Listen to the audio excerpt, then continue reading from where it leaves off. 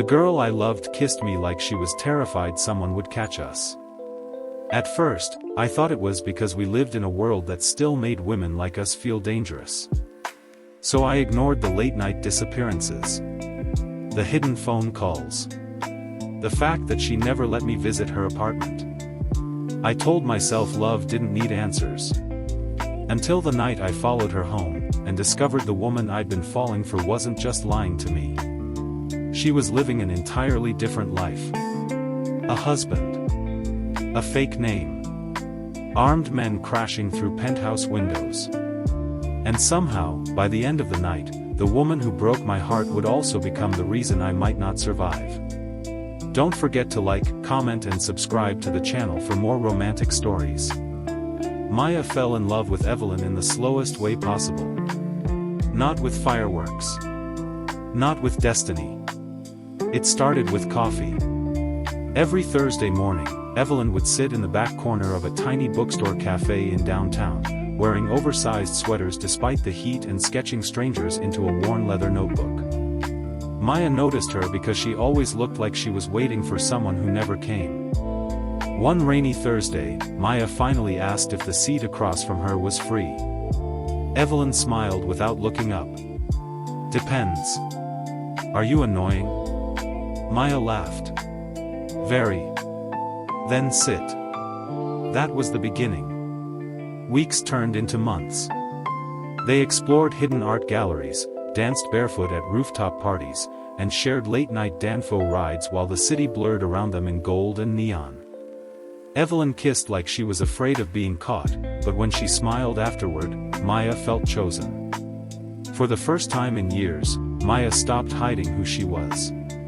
Evelyn made her brave. But there were things about Evelyn that never made sense. She never posted photos online. She refused video calls after midnight. Sometimes she disappeared for days with vague excuses about family business. And no matter how close they became, Maya had never been inside Evelyn's apartment. "You ask too many questions," Evelyn would tease whenever Maya brought it up. "You answer too few." Still, Maya let it go. Because love has a way of making mysteries feel romantic instead of dangerous. Until the night everything cracked open. It was Evelyn's birthday. Maya spent 2 weeks planning a surprise dinner on a rooftop overlooking the marina. Candles. Music.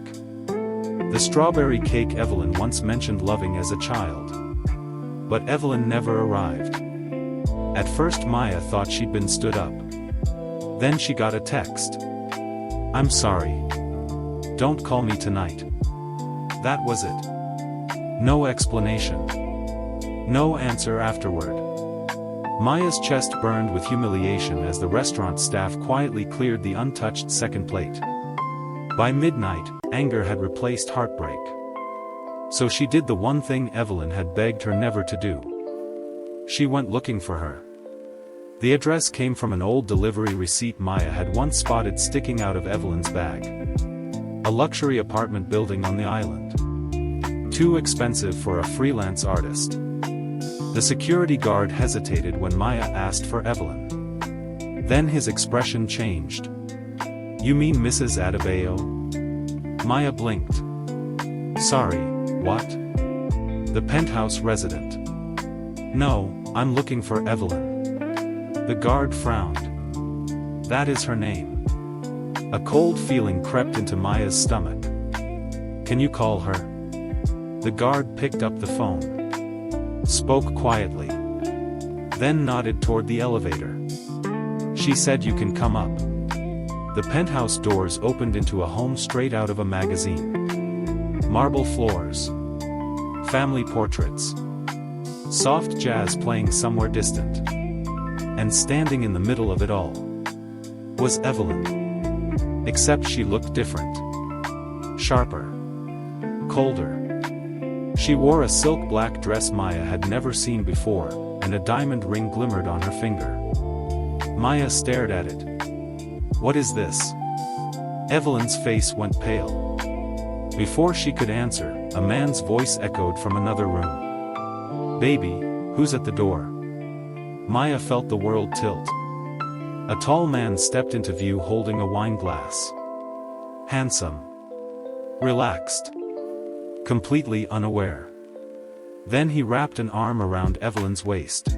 And kissed her cheek. Maya couldn't breathe. "You're married?" The words came out broken. Evelyn looked like she might shatter. "Maya, please." "No," Maya stepped back. "No, don't do that. Don't say my name like this is explainable. It's not what you think." "Then tell me what it is." The man looked between them, confusion turning slowly into suspicion. Evelyn's voice trembled. "I was going to tell you." "When?" Maya snapped. "After I fell in love with you harder." The silence that followed was unbearable. Then the man frowned. "Fell in love?" His eyes moved to Evelyn. "Evelyn, who is she?" Evelyn opened her mouth. But suddenly, every light in the penthouse went out.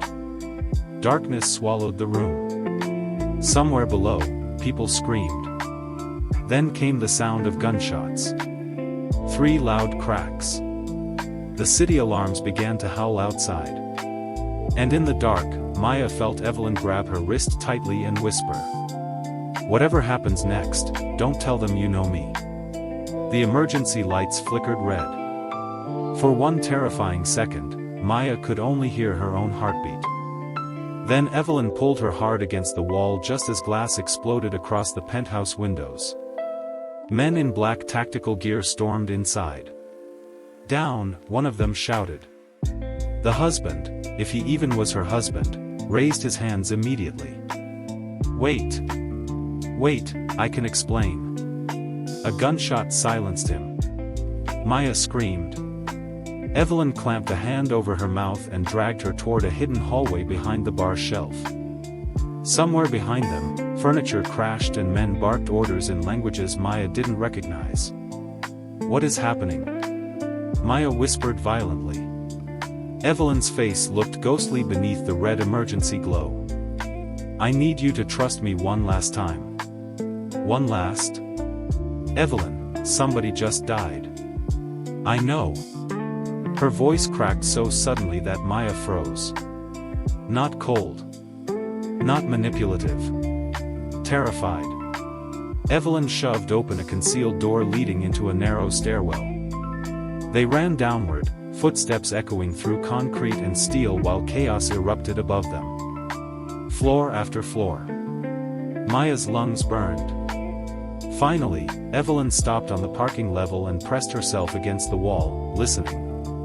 Silence. For the first time that night, Maya truly looked at her. Not the charming artist. Not the mysterious lover. This version of Evelyn looked exhausted. Like she'd been carrying a war inside her body for years. "Talk," Maya demanded. Evelyn swallowed. "My real name isn't Evelyn."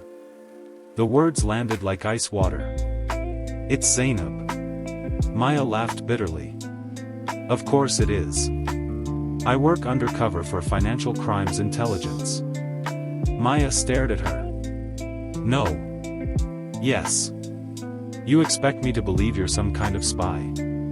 "I infiltrated a laundering network connected to politicians, arms dealers, and traffickers." Zainab's voice shook. "The man upstairs was one of my targets."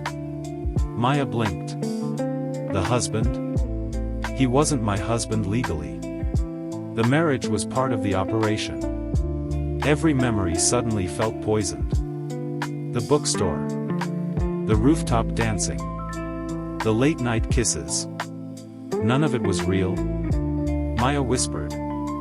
Pain flashed across Zainab's face. "You were never supposed to happen." That hurt more than if she'd simply lied.